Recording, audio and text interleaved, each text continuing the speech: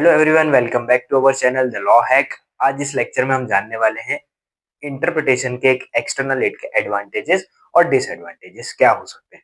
इसका जो previous lecture था उसमें एक्सटर्नल एड के बारे में हमने सारी चीजें जान ली थी कि उसके टाइप्स क्या क्या हो सकते हैं और एक्सटर्नल एड होता क्या है।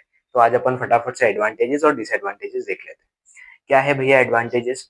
फर्स्ट आता है आपका प्रोवाइडेड कॉन्टेक्स्ट एंड क्लियरिटी। जब एक्सटर्नल एड हमको यूज कर रहे हैं तो वो हमको क्या देता है, कॉन्टेक्स्ट समझ में आ जाता है उससे और क्लियरिटी दे देता है। अगर कुछ एम्बिगिटी आ रही है या कुछ वीकनेस आ रही है वर्ड में तो यहाँ पर हमको ये क्या बता देता है, एक्सटर्नल एड किस चीज में हेल्प करता है, क्लियरिटी करने में कि भैया इसका मीनिंग ये होता है।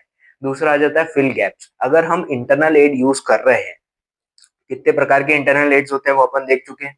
तो अगर अपन इंटरनल एड यूज कर रहे हैं और उससे हमको कुछ गैप अगर छूट गई है, यानी कि मान लीजिए कुछ ऐसी बातें रह गई है जो जानना जरूरी हो सकती है किसी वर्ड के मीनिंग को जानने के लिए, लेकिन वो हमने नहीं जानी है, तो वो कहाँ से गैप, वो कहाँ से फिल हो जाएगी, एक्सटर्नल एड से फिल हो जाएगी। जो इंटरनल एड यूज करने में गैप्स रह गए हैं वो एक्सटर्नल एड से फिल हो जाएंगे। तो ये भी एक एडवांटेज होता है। थर्ड आ जाता है इल्यूमिनेट्स लेजिस्लेटिव इंटेंट।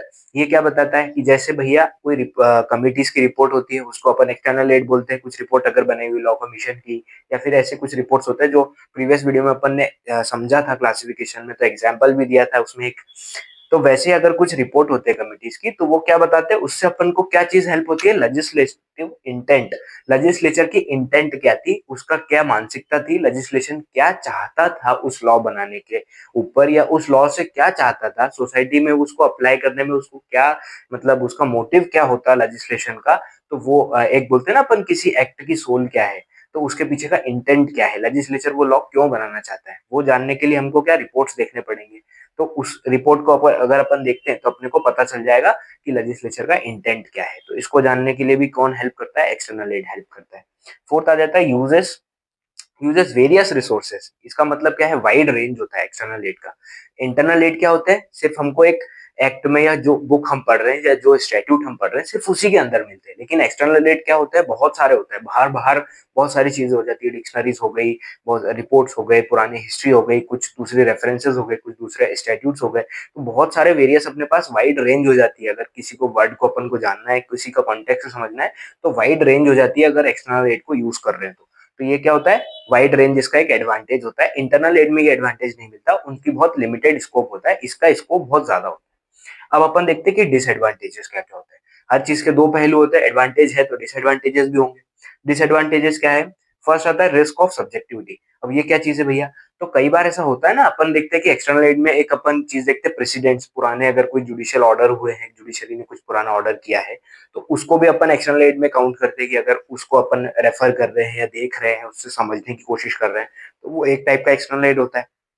अगर वो ऐसा कुछ ऑर्डर, जुडिशरी कई बार क्या होता है, अलग अलग जजेस के अलग अलग वर्ड पे अलग अलग ओपिनियन हो सकते हैं। ऐसा पॉसिबिलिटी है कि अलग अलग जजेस एक ही वर्ड को अपने अपने तरीके से डिफाइन करें। वो लोग ध्यान में तो रखेंगे कि लेजिस्लेचर का इंटेंट क्या है, लेकिन ऐसी पॉसिबिलिटी हो सकती है कि एक जज ने कुछ और उसको इंटरप्रेट किया है और दूसरे जज ने कुछ और इंटरप्रेट किया है। तो वहां पर क्या होगा, वहां पर ओवरराइडिंग हो जाएगा एक दूसरे का। तो ये क्या हो जाएगा, रिस्क ऑफ सब्जेक्टिविटी हो सकता है उसमें, अगर एक्सटर्नल एड हम यूज कर रहे हैं तो। और ज्यादा हो सकता है कंफ्यूजन बढ़ जाए कि एक जज साहब ने कुछ और बोल दिया, दूसरे जज साहब ने कुछ और समझाया उसको लेकर के। और हो सकता है कि दोनों का इंटेंशन भी सेम हो लेकिन उन्होंने लैंग्वेज अलग अलग यूज करी है, तो आपको दिक्कत आ जाए समझने में। तो वो एक यहाँ पर डिसएडवांटेजेस हो सकता है।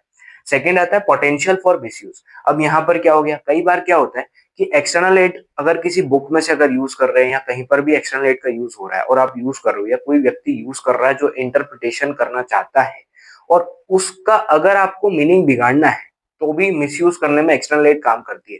कि अगर मान लो कहीं पर डिक्शनरी में कुछ और वर्ड दिया हुआ है और वो थोड़ा बहुत सिमिलर लग रहा है, कई बार ऐसा होता है प्रोनाउंसिएशन सेम होता है, उनकी स्पेलिंग्स अलग होती है और उनका मीनिंग कुछ और निकलता है।